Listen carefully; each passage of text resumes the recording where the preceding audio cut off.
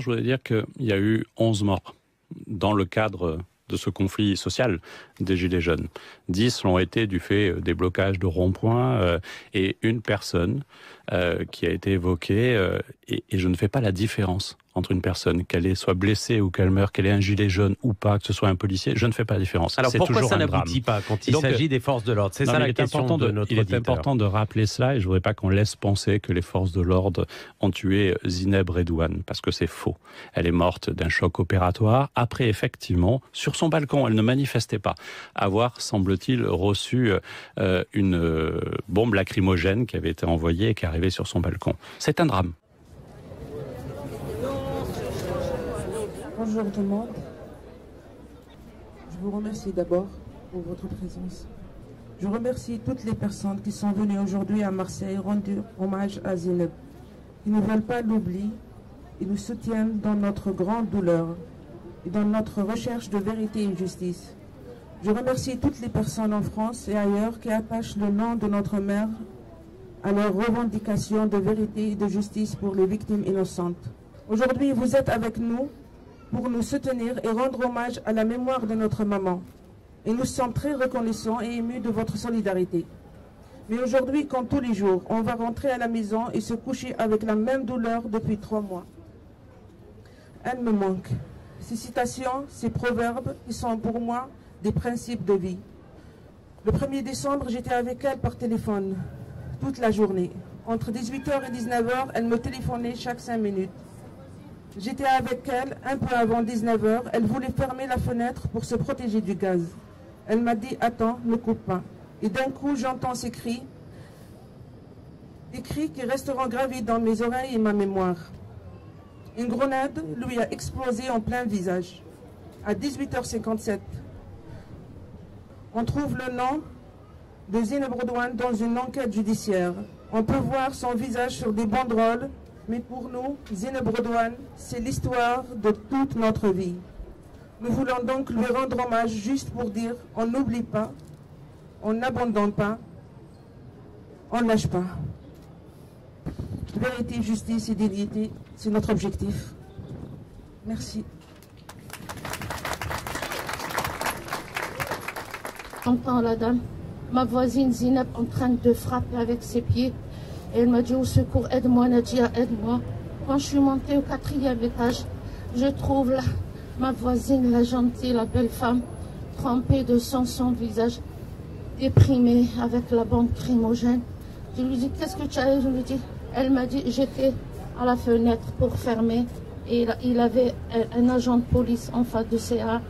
Elle répète et elle répète plusieurs fois, il m'a visé en face de ma fenêtre.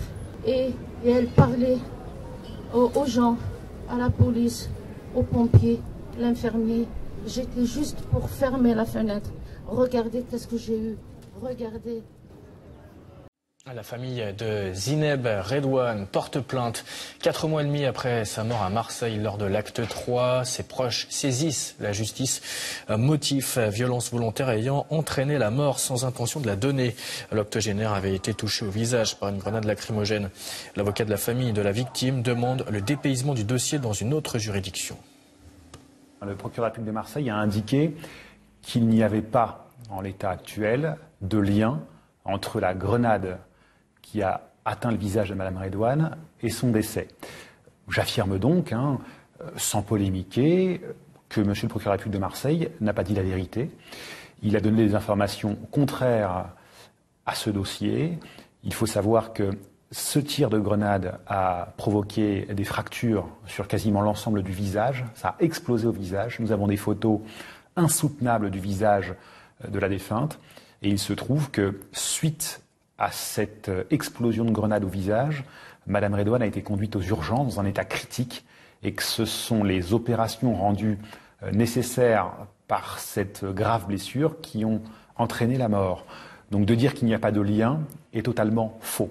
Pour viser un immeuble au 4e étage, on peut quand même appeler ça une faute extrêmement grave, une infraction pénale. Donc en effet, mes clients sont choqués par ce traitement de l'affaire et surtout par cette communication contraire à la vérité émanant des autorités judiciaires de Marseille. Et ce qui est certain, c'est que le décès de Mme Zineb Redouane fait suite à un tir de grenade qui l'a touché en plein visage. Donc, il est possible d'affirmer aujourd'hui avec certitude que Madame Redouane, que son décès a eu lieu durant, durant cette journée où il y a eu des échauffourées avec certains manifestants. Et il y a donc un lien direct entre le tir de cette grenade et son décès. On a plein de questions qu'on ne trouve pas de réponse. Départ déjà, comment elle peut recevoir une grenade sur le visage alors qu'elle habite au 4e étage. Comment les pompiers ont mis... Ce qui nous étonne aussi, comment les pompiers ont mis beaucoup de temps pour arriver. Et une fois à l'hôpital aussi, on se demande pourquoi elle n'a pas été prise en charge rapidement. Pourquoi ils ont attendu le lendemain pour l'opérer. Je suis confuse. Il y a beaucoup de questions qui se posent. Il y a beaucoup de flou. Il y a beaucoup d'obscurité. Et tout ça doit être au clair. Je veux mettre la lumière sur son décès pour pouvoir faire le deuil. C'est la vérité, la justice. Je dis bien la vérité avant la justice. Sans ça, on n'aura pas la dignité, on va dire. Alors aujourd'hui, ces 3 mots sont très importants pour moi, pour nous, toute la famille, pour les amis. Et je pense que pour toutes les personnes qui nous suivent à travers la page, à travers les réseaux sociaux, je profite de l'occasion de dire qu'elle nous manque, qu'elle nous manque. Et on n'arrive pas à réaliser son départ. Ma mère est partie, ça nous fait très mal au cœur, ça nous attriste à un point que vous ne pouvez pas imaginer. Mais c'est très important pour nous aussi, et c'est pour notre humanité, côté humain, que ça ne se reproduise pas avec d'autres personnes. Sa mort n'est pas naturelle. La façon dont elle est partie, je pense qu'aujourd'hui, elle concerne tout le monde.